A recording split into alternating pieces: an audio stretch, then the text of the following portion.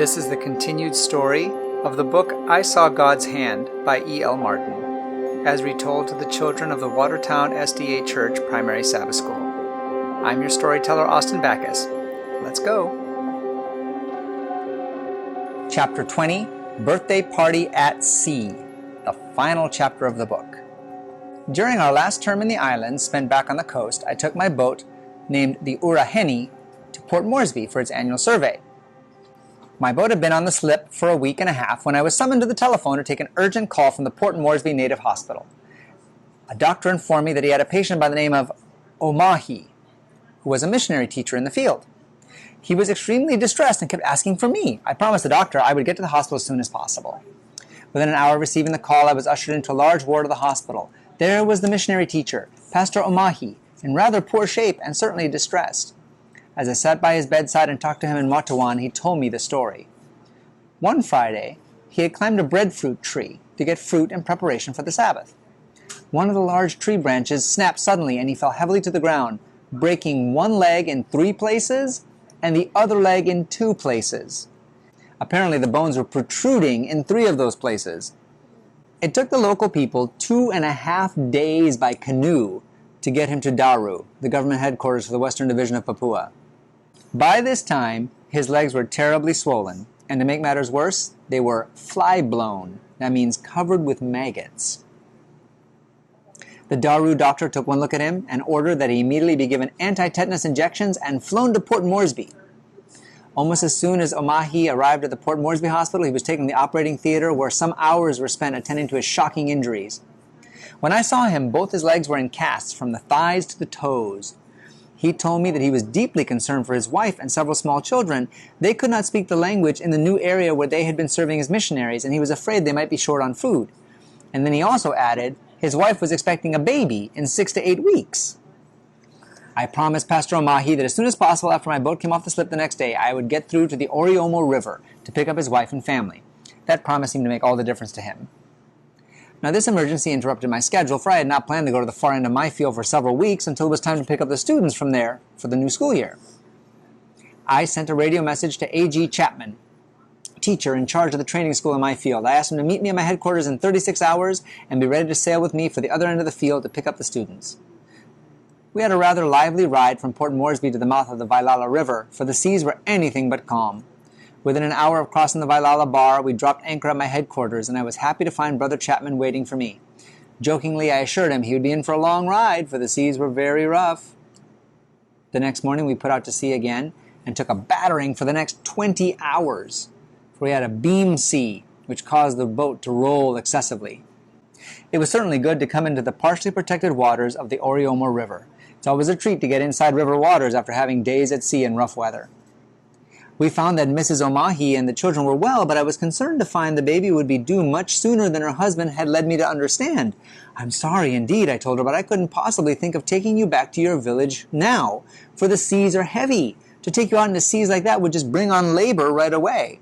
She pleaded with me to take her and the children with us on the boat. She was worried because of the language problem, and so she tried to convince me that she had 5 or 6 weeks to go. I argued, you most certainly do not. You could not possibly go 5 or 6 weeks more. My guess is you have 5 or 6 days at the most before this baby is born. Upon seeing how emotionally upset she became, I examined her and told her the baby could be born at any time, but because of her mental distress, I would take her. She was most grateful and thanked me profusely. She insisted that I would soon learn she was right and I was wrong, for she claimed she had kept a very careful record of how many weeks she had been pregnant. I knew I was going against my better judgment, but in view of my promise to her husband, and because she was so emotionally upset when she thought I'd leave her behind, I had to take her. I reasoned it would be extremely difficult for her when the time for delivery came to be among people whom she could not understand. I couldn't leave her here alone. Some hours later, when we headed out of the mouth of the Oriomo River, we found that the heavy seas had not calmed down at all. The next 2 hours we ran in reasonably sheltered waters, and then we entered into the rough seas. I was at the helm for the next few hours as we passed through difficult, dangerous waters, which were made many times more difficult because of the mountainous waves. The students that we had picked up at Daru and in the Oriomo area were all seasick. About halfway through the treacherous waters, one of the crew came hurriedly to the wheelhouse and said, "Master, this fella marry close up too much, he catch him pickanin. Please you come quick time." He was telling me the woman was in labor and I should come quickly. Turning to my second-in-command, William, I asked whether he could take command of the ship through the remainder of the difficult waters. He replied, "Master, me know enough. Me no savvy this fellow passage.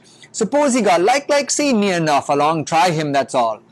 In other words, he couldn't do it. He didn't know the passage through these dangerous waters. If there were no heavy seas, he'd be prepared to try, but not now with these heavy seas. I told the crewman that it was virtually impossible for me to leave the wheel. No one else knew how to guide the boat through this passage. So I suggested that he ask Mr. Chapman to deliver the baby. Mr. Chapman immediately came to the wheelhouse and threw his hands up in horror, declaring he wouldn't even have a clue how to proceed. He had never delivered a baby in his life. Within a very short time, the lad was back again, urging me to come. "Pickanin, he close up too much." The baby was almost about to come out. I asked him to get the box containing all my medical gear, and addressing my helper, I said, "William, you'll just have to take over." And I gave him a few directions concerning landmarks and the order in which he should watch for them, as an island was now well in sight. I then left the wheel to go to the maternity bay.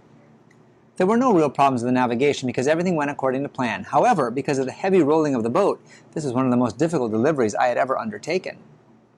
Soon news spread the length of the ship that we had another passenger on board. A baby boy had been born, and both mother and baby were well. As soon as I had everything attended to and was able to return to the wheelhouse, I found that William was just entering the Torah Pass, another little break from the rough seas. The rest of the trip passed without incident, except that all the students and passengers were very seasick. Everyone certainly breathed a sigh of relief as we crossed the Vailala Bar into calm waters. Mrs. Omahi informed me that she was going to name the baby Uraheni after the name of the boat. Both she and I recognized that we had seen God's hand at work once more. Now at the very end of the book, Pastor Martin includes this little message. Before I drop the anchor and turn off the navigation lights, I want to breathe a prayer of thankfulness and gratitude to my captain by land, sea, and air. Alma and I have left our hearts in New Guinea, the land of our adoption. My burden still remains as when I wrote the following verses some years ago when I was many days away in the mountains on an inland patrol. The Missionary's Prayer. There's something akin to the nomad that flows deep within my veins when I think of the uncounted thousands held fast in the devil's iron chains. In anguish they cry from the mountains, over rugged foot tracks and vales. "Good Master, no rest can reward me," while echo their pitiful wails. They challenge me too from the coastline, 10,000 or more voices call. "Please tell us the true living story of Jesus who gave us his all."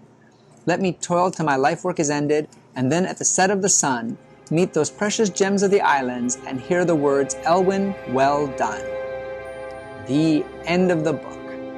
I hope you guys will all be looking forward to the next stories that we'll do together, and I hope you really enjoyed these missionary stories we did. Be sure to tune in next time for more stories from the book I Saw God's Hand by E.L. Martin. And meanwhile, feel free to check out these videos as well as others on my YouTube channel with many more mission and Bible stories for kids and adults. God bless you.